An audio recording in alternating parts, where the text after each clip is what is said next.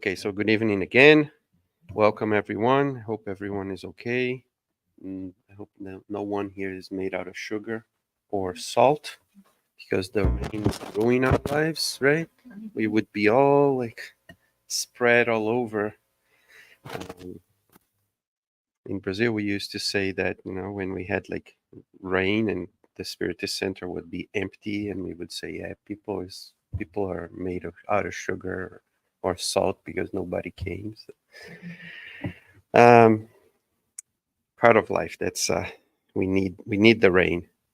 So it's our second Monday of the month, and every second Monday of each month we have our meeting in English. And tonight is one of those Mondays. Lucas will be here shortly to introduce us to a topic from our daily bread, and then I'll be back in a few more minutes to talk about the gospel according to Spiritism, following the chapter 14, which we are studying right now. But before all that, we will do a prayer. We will connect to God even deeper, if that's even possible. Um, and if you all wish to, and those who are online too, if there is anyone there, we can close our eyes if we wish, just to go inside our minds and put ourselves out there, thinking about the one who created us, who gives, and will always give us life for us to enjoy, grow, and look for love. Dear God, here we are once again at this little spot of light to think about the law of love, the law that we need to strive to live, the love that we feel, the love that we put out into the world, into everything that we do. And we wish and we hope that you are here tonight with us to help us understand, to help us feel this love, so that we can be healed, we can be fulfilled with this love that carries us always. May your blessings be with us tonight and always. So be it. So with this, let's invite Lucas, and he will talk a little bit to us.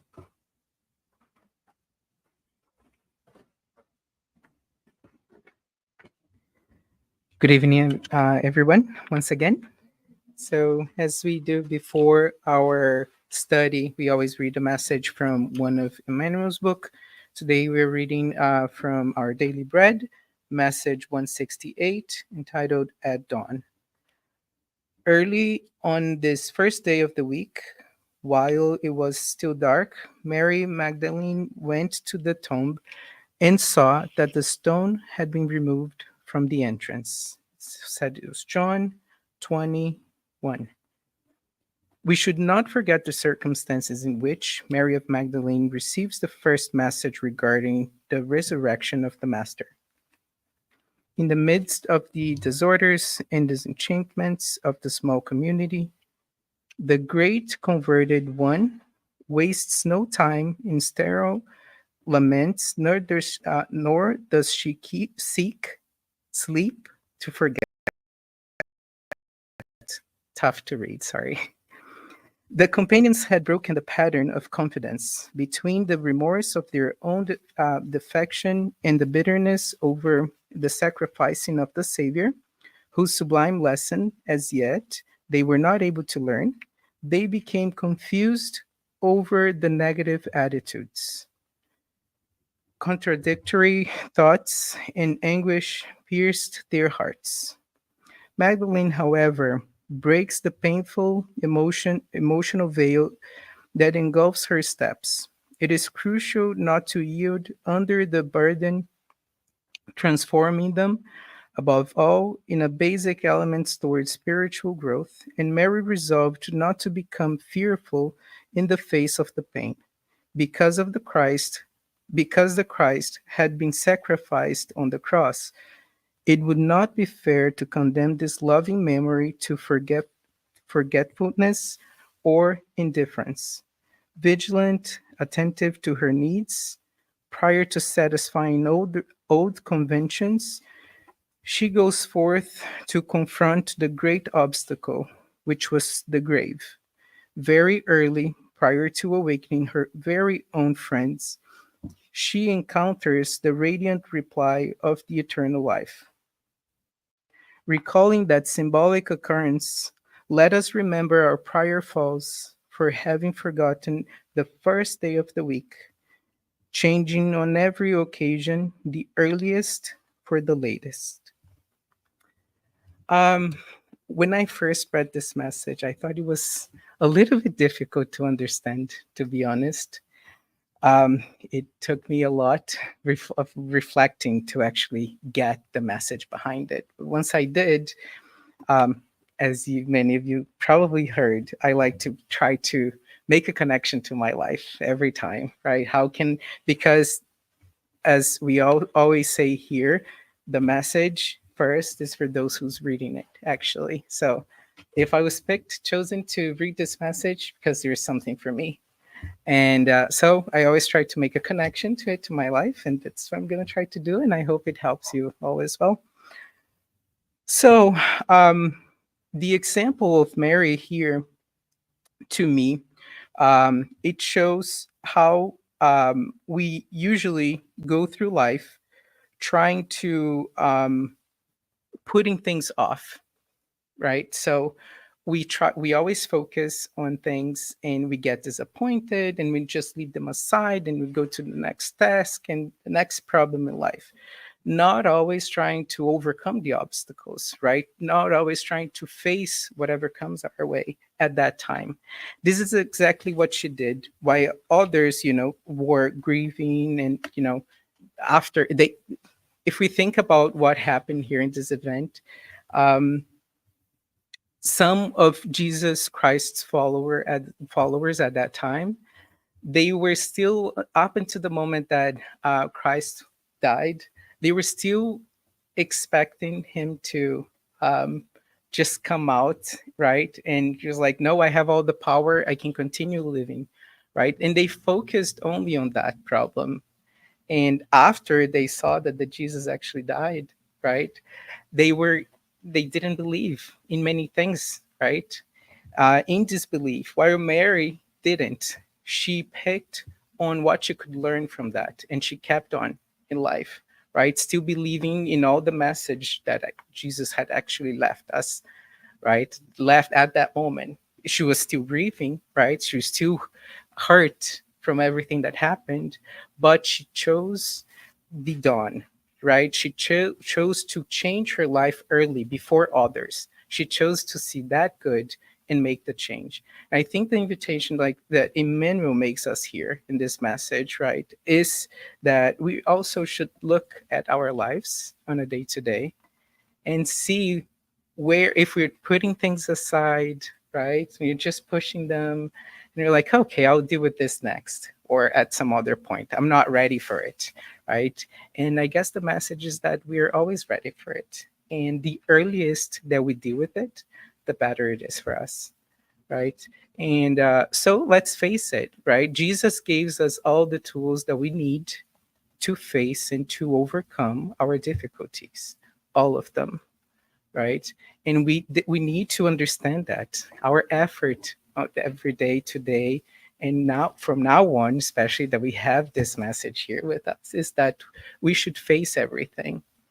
We should not push things aside. It's hard, even though it's really hard and painful, we can deal with it, right? Because we can only carry what we can, and Jesus knows us. He only gives us what we can deal with at that moment, right? Everything happens for a reason at that specific moment because we need it. If we choose to put it to the side now to do it later, it might be too late, right? It might be too late. We might leave it for another life or another reincarnation, right? We're just, and it may be worse, as we oh no, right? If we choose to leave things for another life, which a lot of us spiritists do, right? We use this excuse not to deal with things sometimes. I don't want to deal with it in this life. I have another one, and I'll take care of it later. But the message here is at dawn. It's now. It's not even yesterday or tomorrow. It's now. If it's urgent. Yes, exactly. So as we all know, the world, is going through a big transformation, and we need to embrace this singular opportunity that we have in this life right now to make the change for ourselves, right? And I think this is the message that I got from it, and I hope it helps you all. And I'm gonna invite Mackenzie, our friend, back to the stage so he can continue the studies of the night.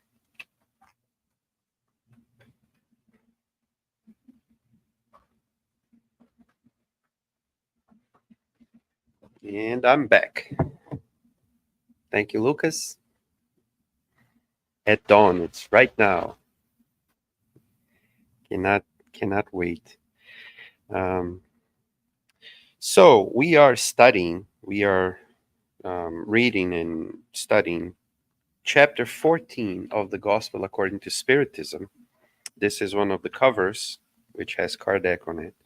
And the chapter is titled Honor Your Father and Mother, which relates, as we probably all know, to the Ten Commandments.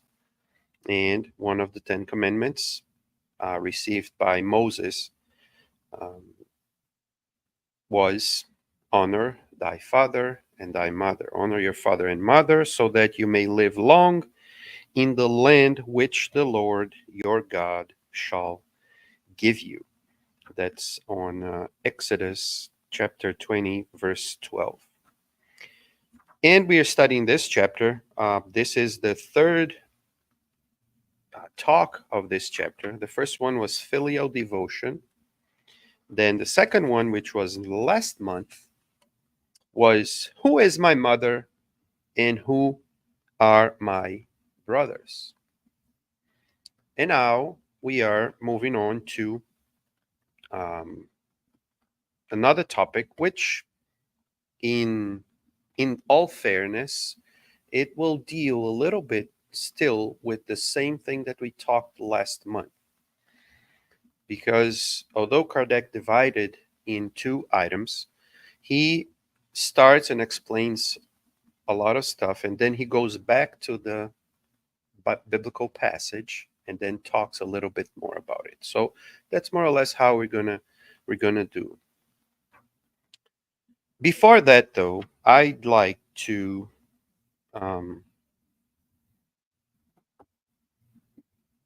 and I don't know. I mean, there are some topics on the Gospel according to Spiritism that sometimes when I read them or when I hear people talking about it, I to me they are so clear, but to such a deepness that is hard for me to talk about it again because to me it's so basic.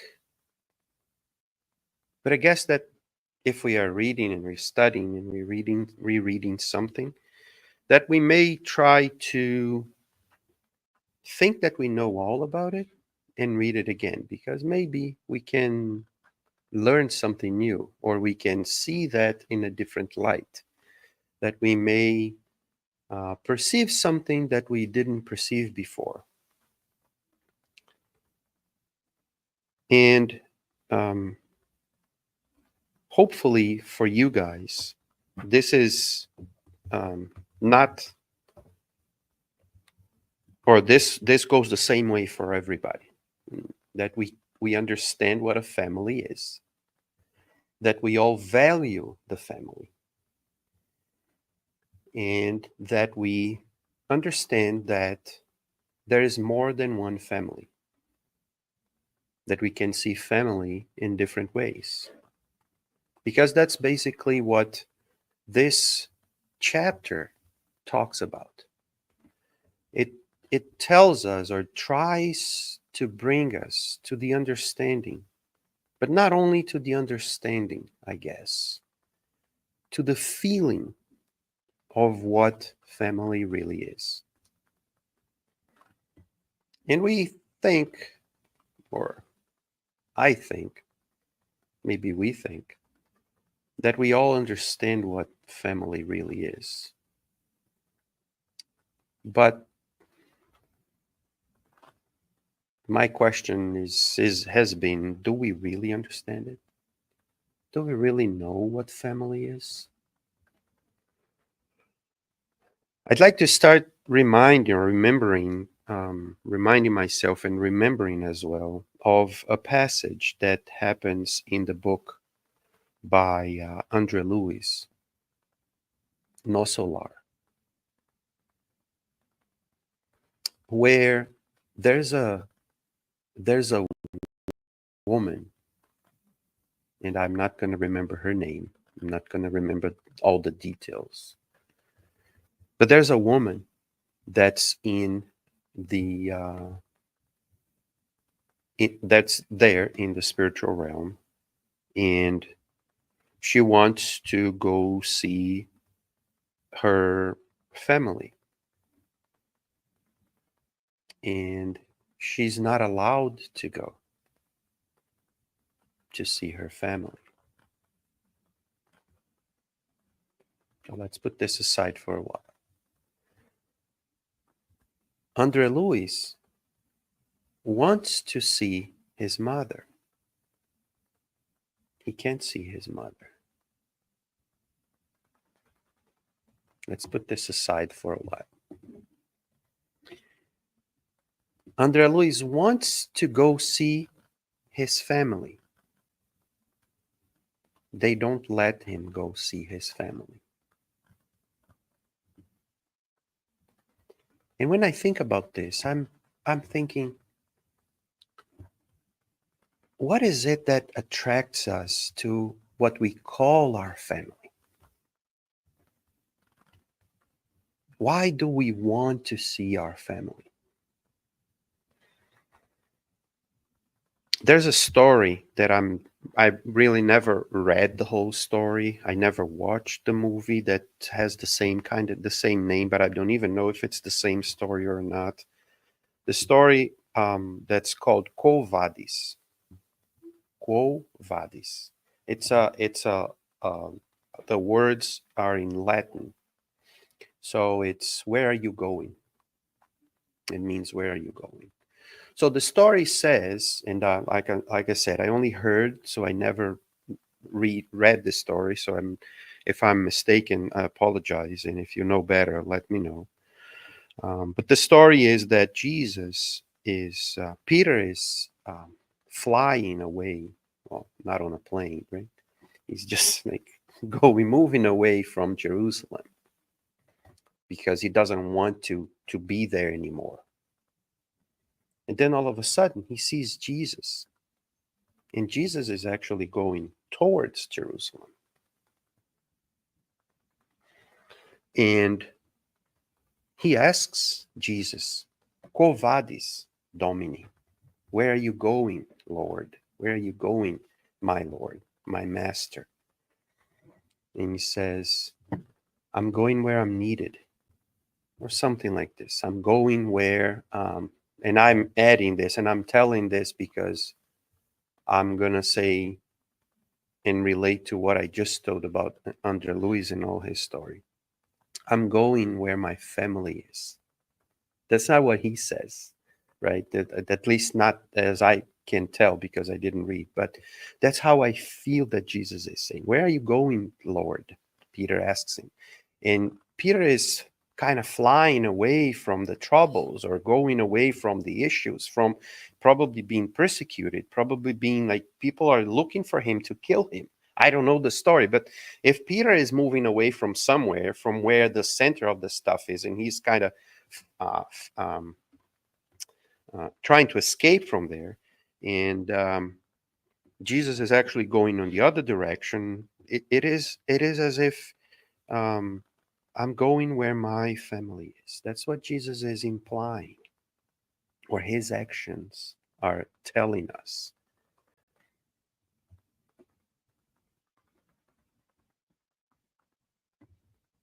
What is family then? Because usually when we have issues, that's sometimes or most of the times when we want to get away,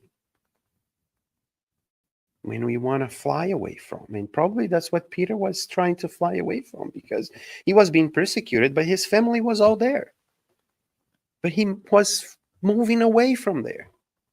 While Jesus, on the other way around, he never tried to escape from any problems. He came back. He was going back. And then that moves or changes what Peter was probably thinking at the time.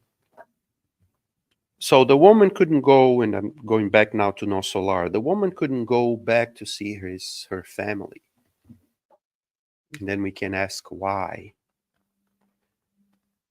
Andre Luis couldn't see his mother. Then we can ask why. And then Andre Luis wanted to go see his family and couldn't go. We can ask why.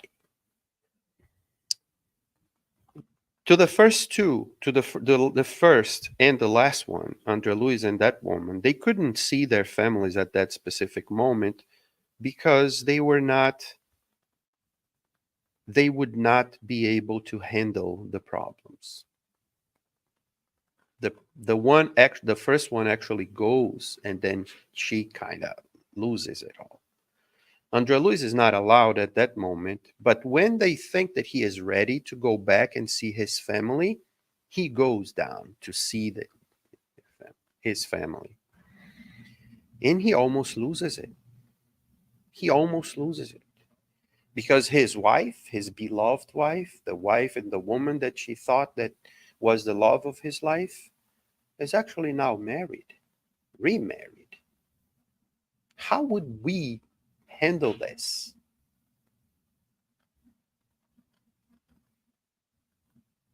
And then he says, and once again, I'm not going to remember all the words, but he says something to the to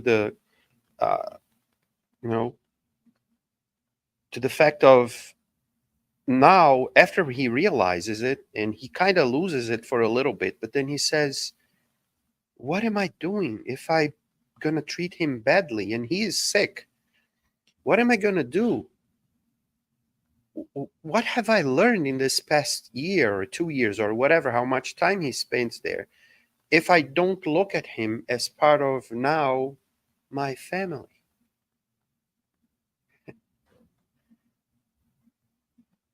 And when I think about this, right, it just brings me to a place in my mind, interiorly, mentally, that makes me fight with myself to really try to grasp what is my family. But in the most, I would probably say the most powerful and sincere way, what is really my family? What is,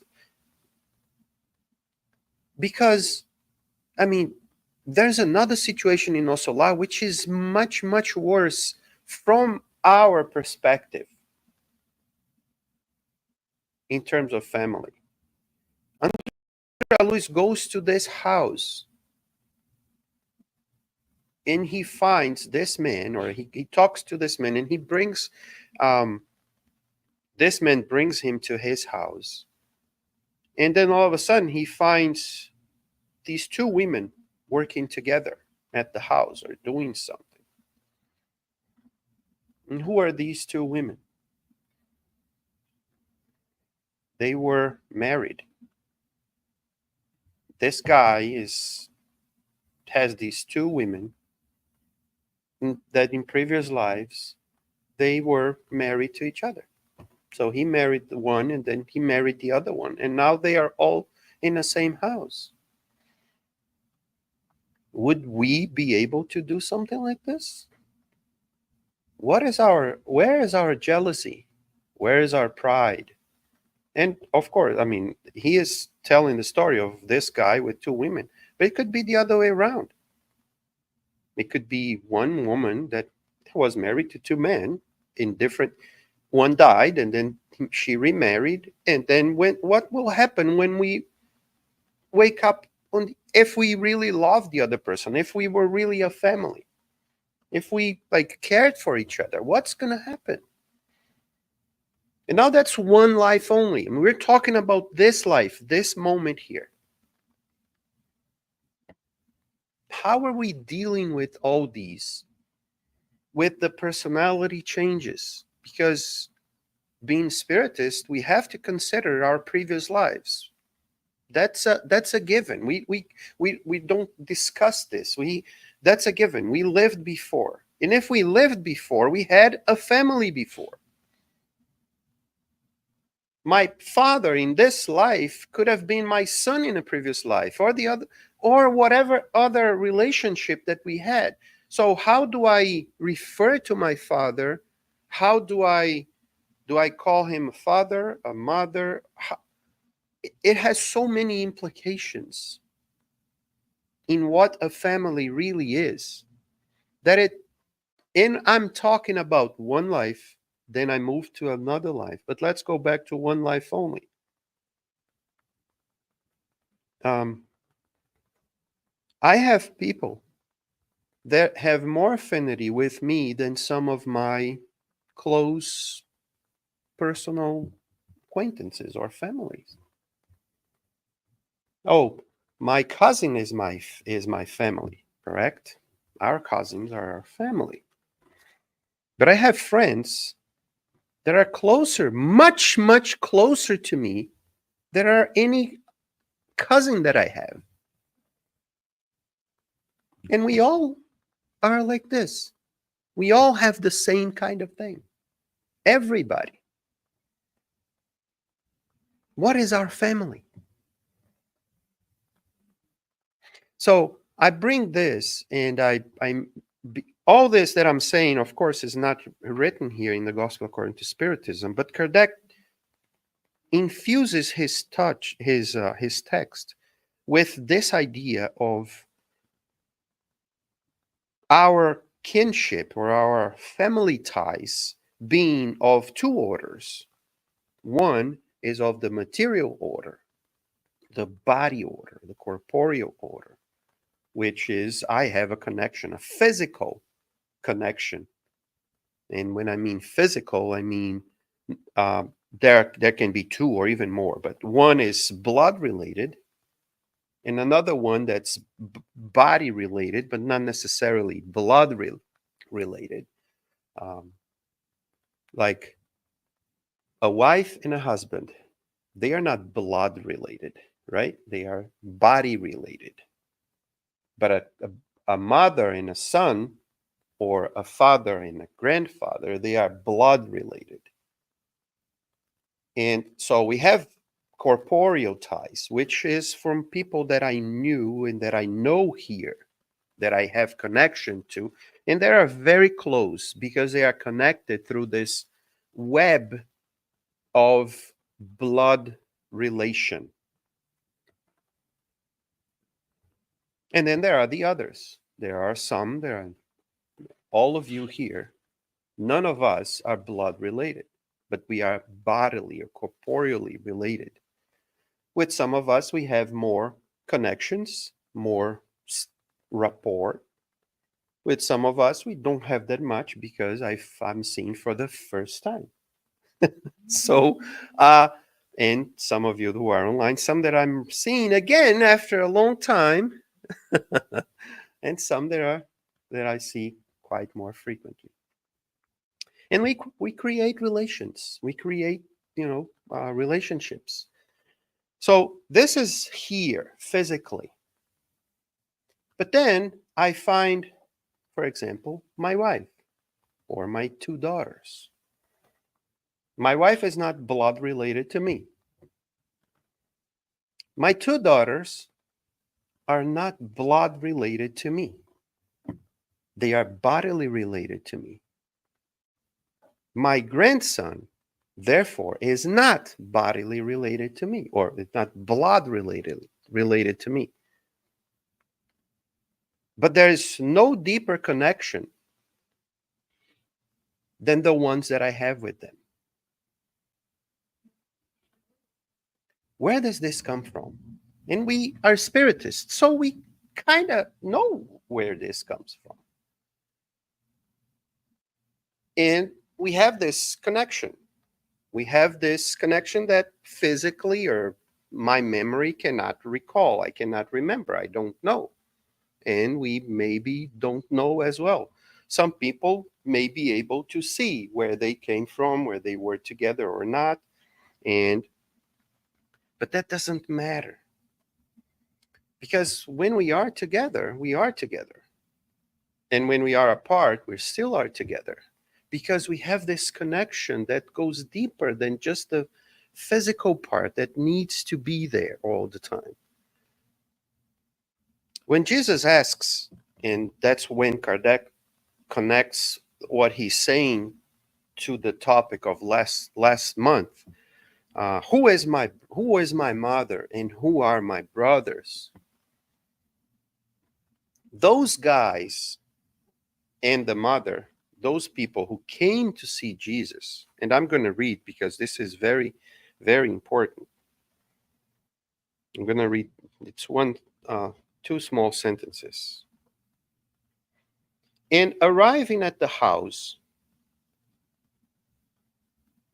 they found such a large crowd of people gathered there that they could not even eat their meal. So Jesus was somewhere, and when they found there's so much people that he could not even eat their meal. It was like a mess. It was like this whole group of people. It was kind of hard to do it. So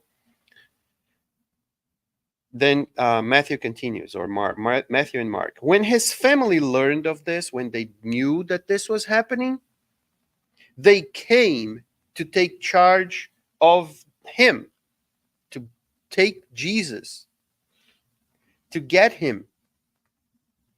Because they said, this group of people, they said that he, Jesus, had lost his mind. The family, Jesus's family, was saying that Jesus lost his mind.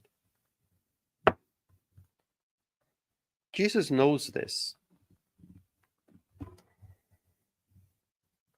If we know, and Jesus is a teacher, is the kind of teacher that uses every single opportunity to teach.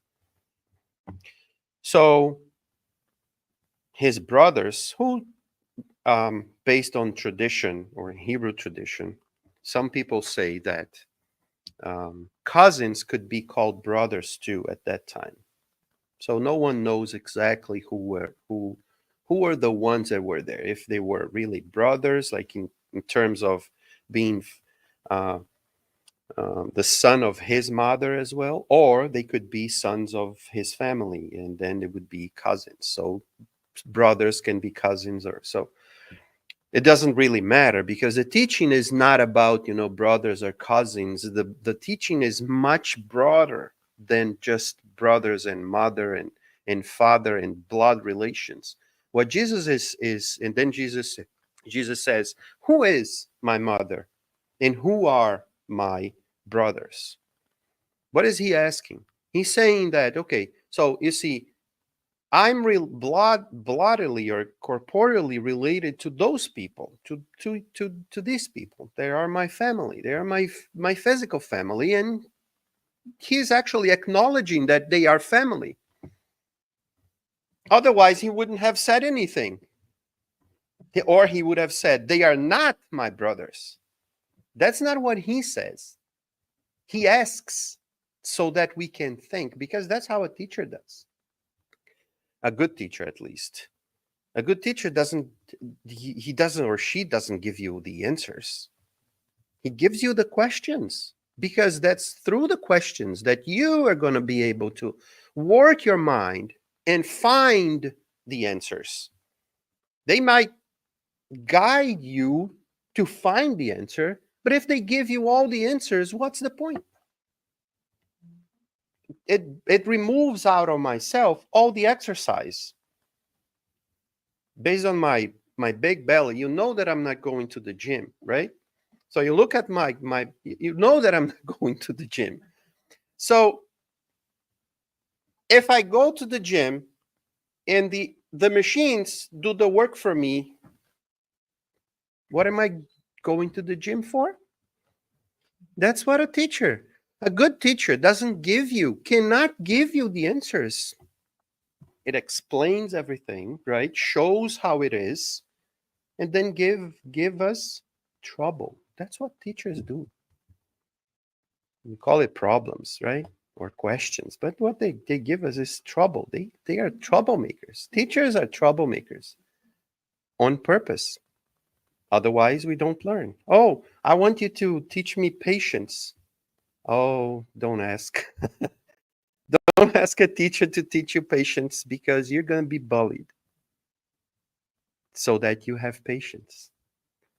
You cannot give you the tree of patience. You have to give like the seed so that you can grow that tree.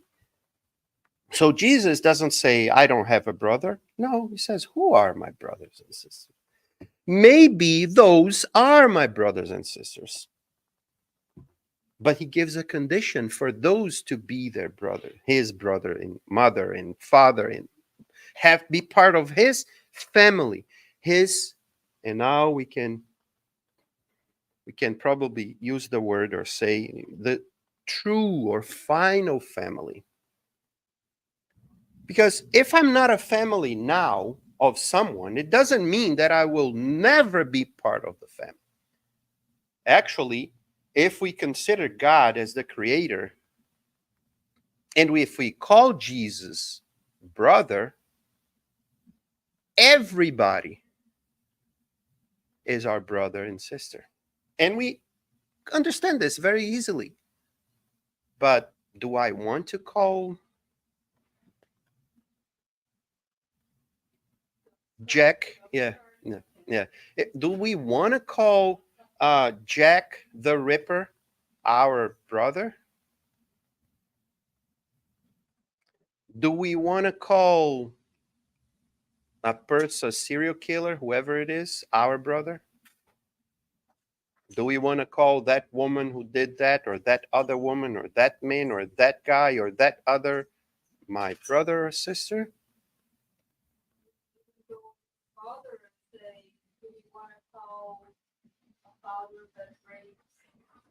Exactly.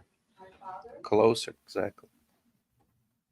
Who do we, and that's it. I guess that hopefully, you're starting to see now where this idea that Spiritism brings to us about family is a very, well, not that Spiritism brings to us, Jesus brought to us, but that we are trying to explain it here through not just physically related to people, that when we start to expand the idea, we will soon get in so much trouble because everybody, we need to learn that we will have to consider them our brothers and sisters. It might take a very long time, and I'm not saying that it's short. It will take a very long time. But would Jesus consider a rapist his brother? Of course. What he will not consider is that that guy is right. We're not discussing right or wrong here. We're talking about relationship and how we need to learn how to grow out of this partiality of being of a family being just who I wish is my family or who I think is my family, because it is not. And that's the big goal of this idea, if we call in all the Christians in the world, and let's say what now 8 billion people, say 3 billion people are Christians, we all say the prayer, our Heavenly Father. We call God our Father. And if we're calling God our Father, we have to acknowledge, at least the Christians, and a lot of these people that do bad things, actually a lot of us that do bad things, not these people, because we cannot exclude ourselves. A lot of us do wrong things. And then we are calling God our Father. Therefore, we are all brothers and sisters.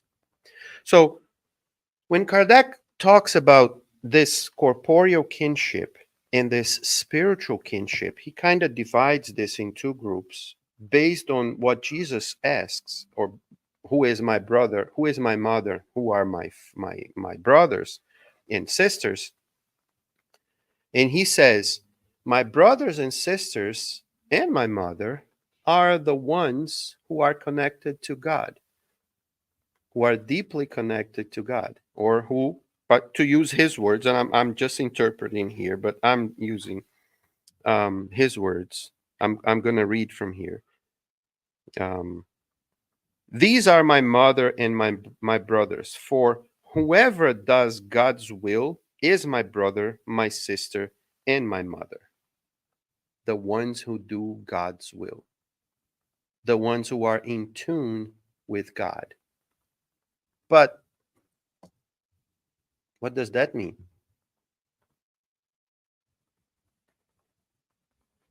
I'm going to put something for us to think about. Yeah.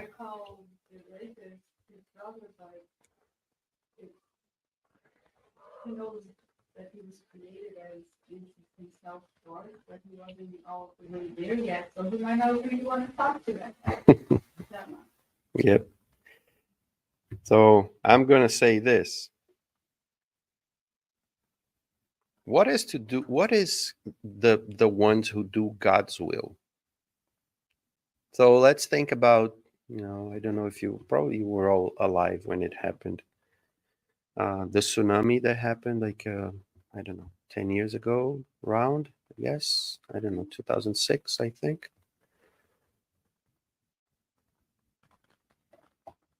Was that God's will?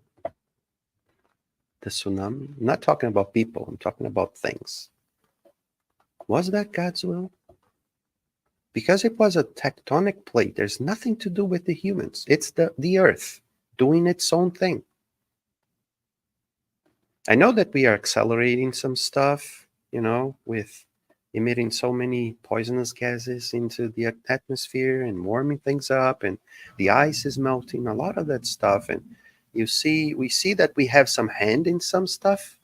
But let's say that, lately we've been seeing some huge sunspots. We've been seeing like these huge emissions from the sun that affect our communication because it sends so much data, so much magnetic information through Earth that it affects our communications, our electronic communications. Is this God's will? So if this thing is doing God's will, and Jesus is saying that the ones who do God's will, what is actually he saying? I think he's going much deeper than what we actually think about. He, to me, really, although we can analyze it, very superficially by saying that, okay, it's for the ones who are actively thinking about the goodness and doing the good stuff. That's what Jesus on the surface is saying.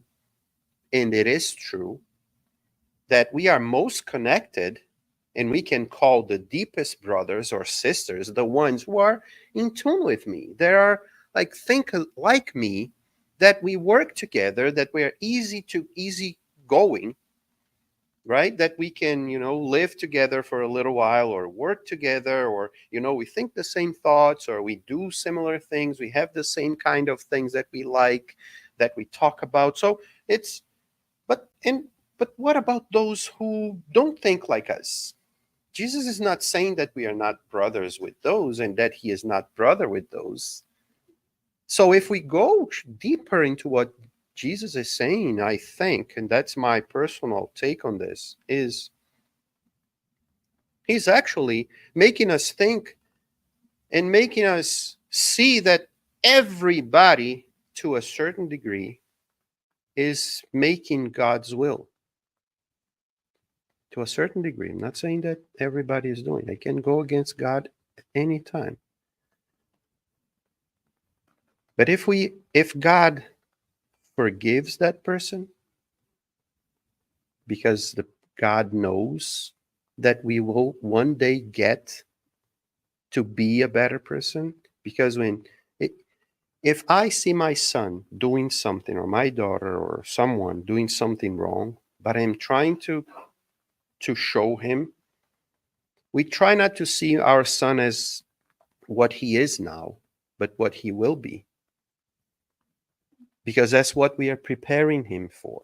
Even if he's making mistakes here, we tend to see him, oh, how is he going to be like tomorrow?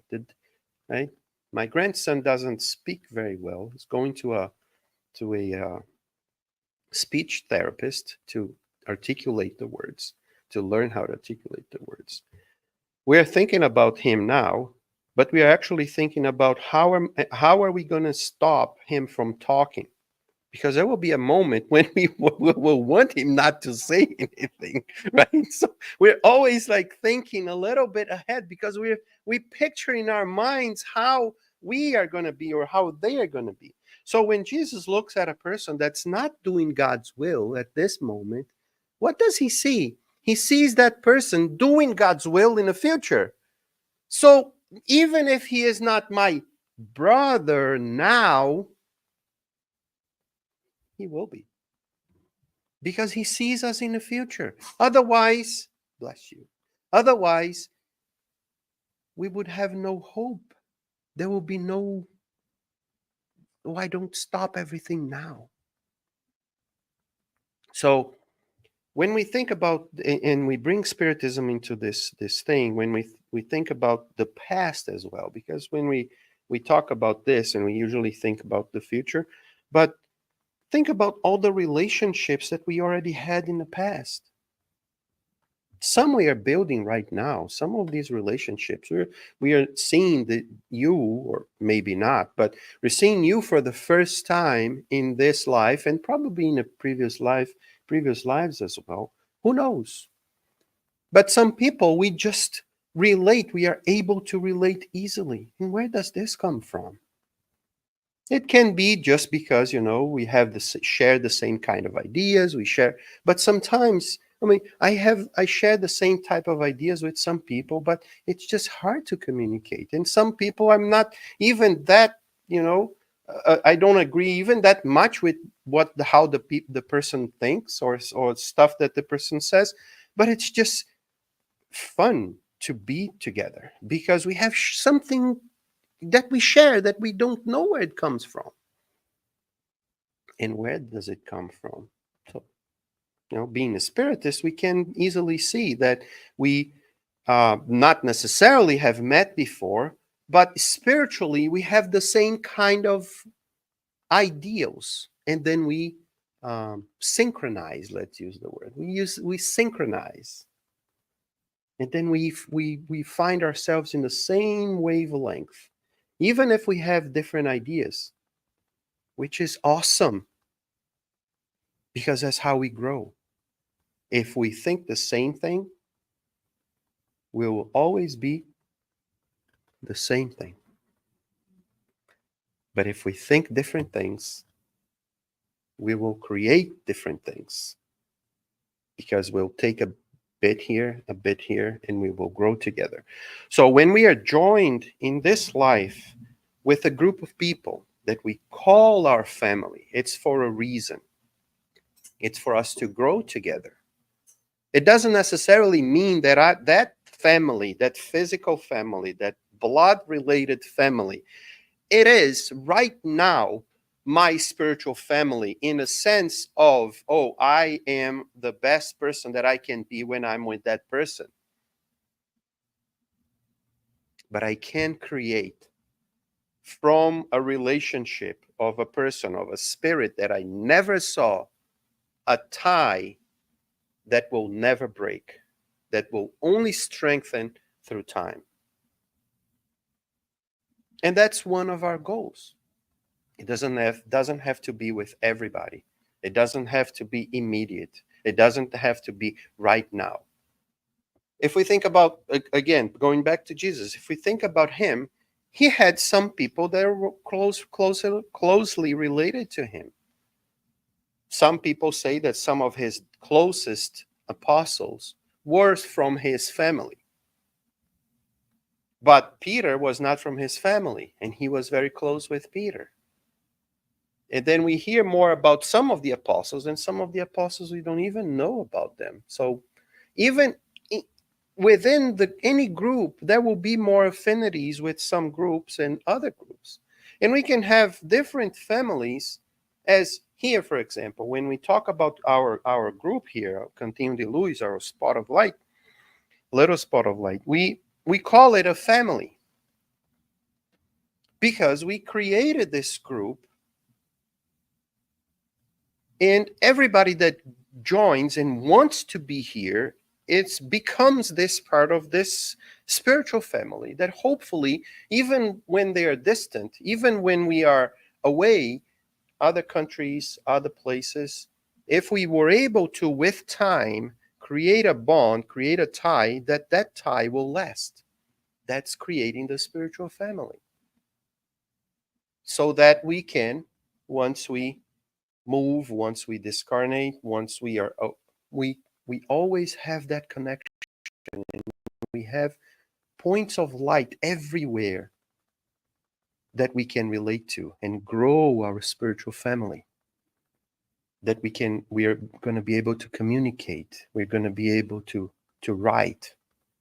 Well, in the spiritual realm, that there's no pen or paper. Hopefully, it will be better to communicate by sending messages through. And then to finish this, why was not Andre Luis able to see his mother?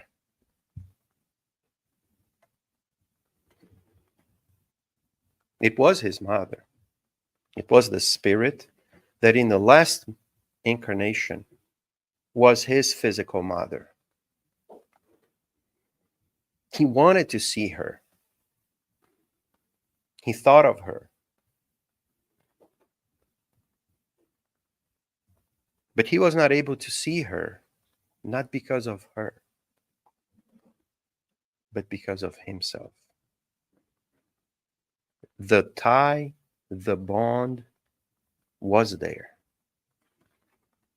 Her love for him was so immense that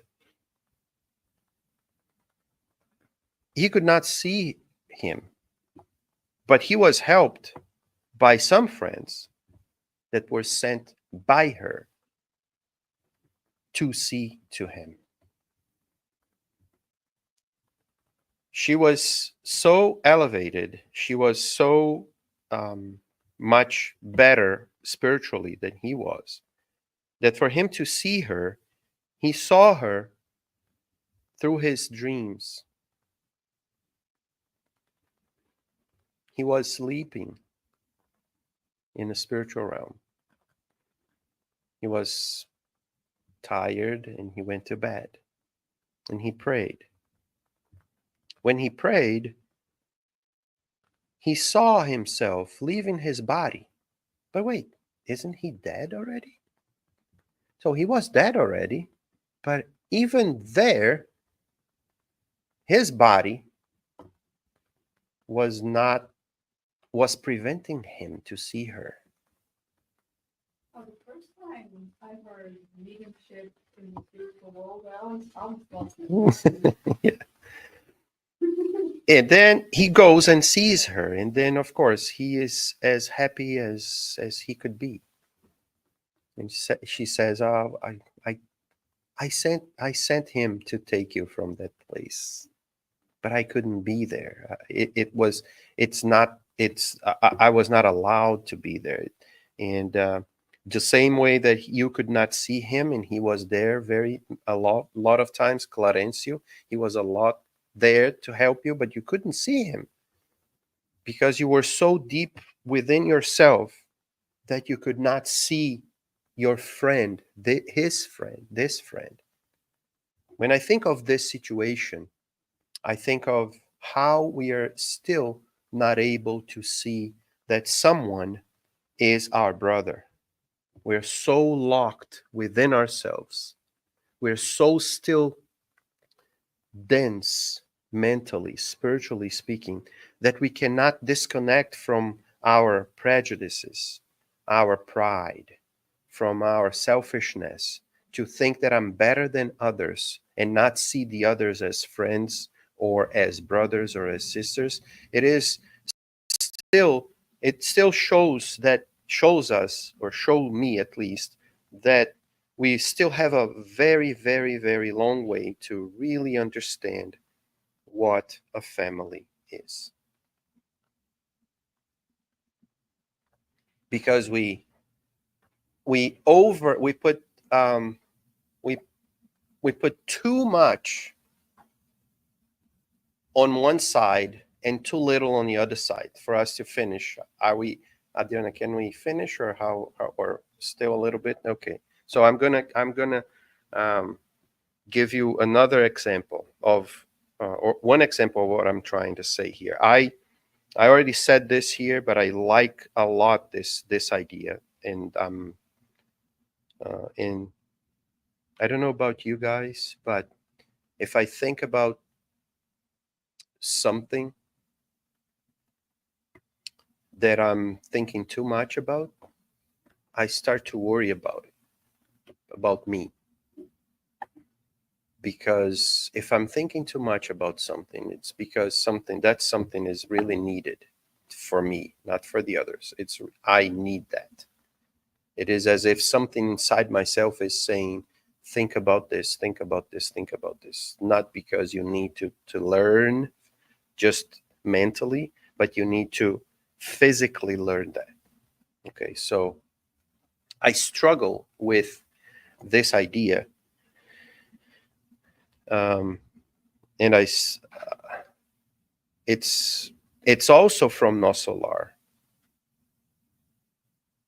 when he uses an expression, and I guess every time I talk about it, I have to explain it. I think that everybody knows that if we, like, let's say, if I'm doing, there's a movie that shows this, but if this guy, for whatever reason in the movie, he only exercises his left side. So he has an arm that looks like useless, and the other arm is like this big, and he's deformed because he uses only one side of his body.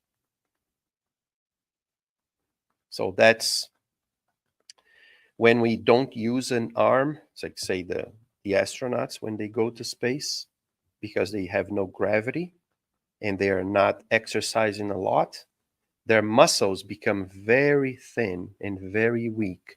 So they have to exercise a lot, but even exercising is not enough. When they come back, they cannot step, depending on how long they stayed up there. They cannot just step because they have not enough strength in their muscles to hold their weight, because they are weightless when they are there.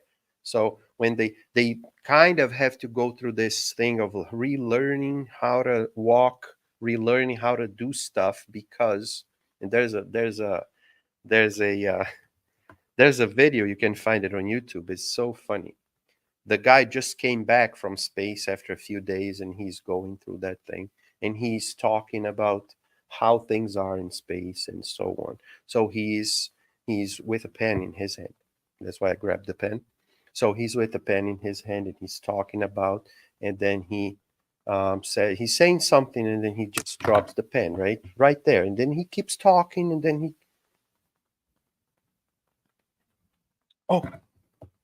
so used to leave everything on space, and then the thing is floating, and then he goes back and grabs it, that he loses this. So this is an atrophy. Your mind changes, right? Your muscle becomes atrophied because you don't use it. On the other hand, that guy that used his left side much more than this is hypertrophy. So it's the other way around. Atrophy, hypertrophy, right? So you hypertrophy something if you use that much more than another thing. In O Solar, André Luiz uses this word, or it's not André Luiz, he relates, but I think it's Clarencio or some of the other spirits. He uses this word when he talks about our families. And he says this: we're so hyper-focused on our families that we hypertrophy. It's not atrophy. We hypertrophy, meaning we used it much more than what we should to be balanced. The feelings towards our families, while we don't think about what our other family is.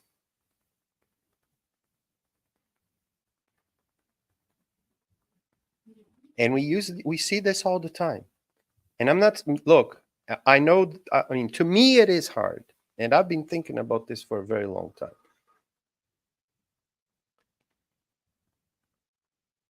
We used to say, I'll do everything and anything for my family, right?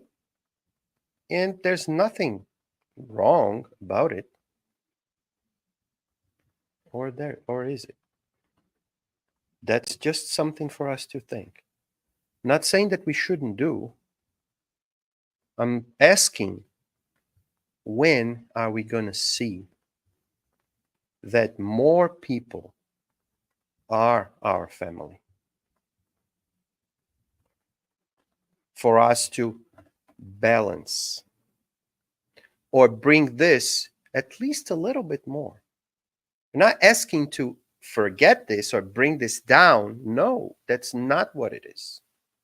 It's for the other side to grow a little bit, for us to get out of this hypertrophization, whatever the word would be. I don't know. Even in Portuguese, I wouldn't be able to say it, I guess. Like to over-exercise this side and just focus on this side, and then all of a sudden we are all bent because it's all. So when every time I get this message, and it brings me back to André Luiz, because this is such a powerful, yet very simple but very powerful example of putting or seeing in practice what family really is. I mean, I have my daughters. You all have brothers or sisters or fathers, or it doesn't matter. We all have. So we all share the same kind of things in a certain sense. Maybe, more problems, less problems. But we have that. And we all have other families too, relatives or people that I became family over time, because we share so much stuff over time. And yet, sometimes we tend to over-focus on one thing and then relegate the other thing just to a complete forgetfulness, and then we treat the others as if they don't even exist. And it's something that we really need to bring to us as an idea, at least as an idea, to look at others really as family. Maybe it's a distant relative, but as family. and try to at least little by little remove that and bring, or not remove, let's use a different way of thinking this. Instead of bringing a little bit of the love that you feel for the person you love the most to that person that you love the least. Bring a little bit, because one day that person, doesn't matter who it is, that person, we will truly be able to see them as our brothers and sisters.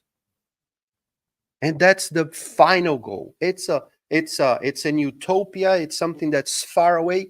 It is. It is. Not saying that it's for tomorrow. Never say this. But it is something that if we want to be better, not only as a person, but if we want to be better as a species, that's how we need to learn how to live. It's not see the other as someone who is who down, or who I want to crash or to crush or to destroy. No, we want to raise, we want to go down and be with that person. Otherwise, we will be always the one running away from Jerusalem. With Jesus coming back, and we will look at him and we will ask, Quo vadis Domini? And he will say, I'm going to see my family.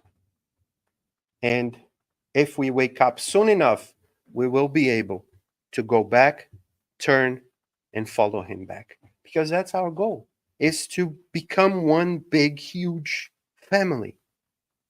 With problems, but family. That we help each other to solve the problem. It is hard, but it is possible. So that's my take, or at least part of what I think about this item. Item number 8 on chapter 14 of the Gospel according to Spiritism. And next month, I guess we'll be back for a little bit more of this in English. In Portuguese, we have all the other all the other weeks and all the other Saturdays and Mondays for this. But hopefully you were able to understand all my rambling, all my talk here. And with this, let's do our final. Oh, so one thing before we finish, this week, not this weekend, the weekend after this one, and then the first weekend of November, we will have Roberto Barbosa here for the spiritual surgery and for amor therapy. He came here this year already. He's going to be back now on October 26th and on November 5th. He'll be here for the treatments. It's on Saturday in the afternoon from 2 to 5. Then at night, he will have a talk on both nights and both days. So if you want to we need to register, because we need to know how many people will come to do everything here. Adriana is there. She can help, and she can write your name and know that, so you look for Adriana at the end if you're not already registered, but he will be here in 2 weeks. And so with this, let's do our final prayer. And so we can finish our meeting for tonight by thinking of God, thinking of Jesus, thanking them and our good spirits, the ones that protect us, the ones that are always here at Cantinho de Luz, the ones that came with us, the ones that will keep following us. Thinking about all of them as our big, extended family. And ask God for his love for all of us. Dear God, tonight, as most nights, is a night of celebration of life, of love, of the opportunity that we have once more and once again of rejoining you in our individual and collective task of seeing you as our real father, mother, brother, and sister that is close to our hearts. that wishes and wants all the best for all of us. May we feel this love, fill our hearts with this love, so that we may feel better, recomposed, and strengthened to keep our path towards a better future for us and for our entire family. May tonight's blessings follow us wherever we go, in our thoughts, in our hearts, and also in our actions. And may you always support us in our endeavor. Be with us now and always. So be it. Thank you, guys.